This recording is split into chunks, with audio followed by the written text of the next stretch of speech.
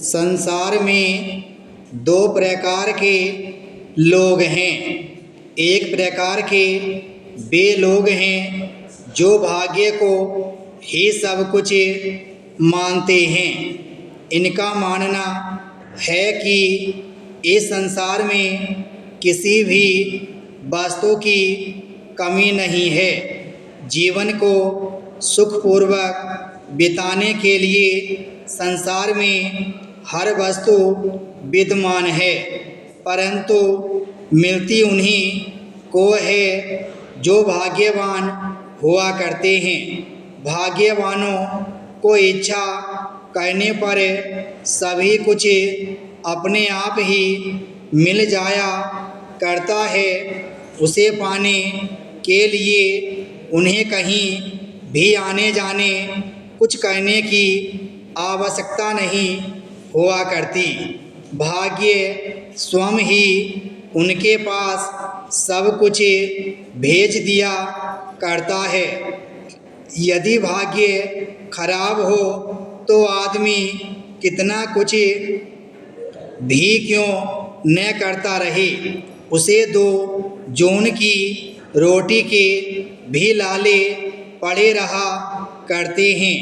भाग्यहीनता उसके सारे परिश्रम पर पानी फेर दिया करती है। ऊपर के उदाहरण देने से हमारा तात्पर्य यह नहीं है कि केवल प्राण दे देने या अपनी रोटी उठाकर किसी भूखे को दे देने से ही परोपकार हुआ करता है। नहीं, ऐसी कोई बात नहीं।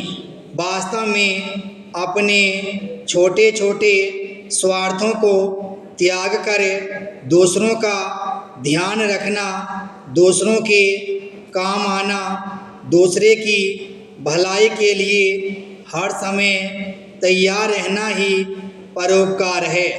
आज के युग में हम अपने स्वार्थों का एकदम या पूरी तरह से त्याग तो शायद नहीं कर सकते हैं, फिर भी कम से कम ऐसा प्रयास तो कर ही सकते हैं कि स्वयं लाभ कमाते समय इस बात का ध्यान रखें कि औरों की किसी प्रकार से हानि न हो। आज यदि हम मात्र इस बात का ही ध्यान रख पाते हैं तो कहा जा सकता है कि मानवता के कल्याण के लिए सचमुच हम कुछ कर रहे हैं। इसे परोपकारपूर्ण कार्य ही कहा और माना जाएगा। परोपकारी होना मानव चरित्र की उच्चता और महानता का परिचय देना है, परंतु आज हमारे स्वार्थों का विस्तार इस सीमा तक हो चुका है कि चरित्र की उच्चता जैसी बातों की तरफ हमारा ध्यान ही नहीं जा पाता। वास्तव में आज अपने स्वार्थ को छोड़ पाना कठिन नहीं बल्कि असंभव हो गया है। परोपकार के लिए स्वार्थ त्याग एक पहली और अनिवार्य शर्त है।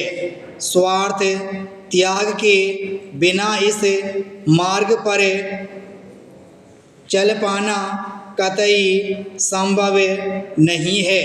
आज हमारे व्यक्तिगत और चरित्र इतने दुर्बल हो गए हैं कि अपने से बाहर निकल पाना, हम कुछ सोचना या करना ही नहीं चाहते।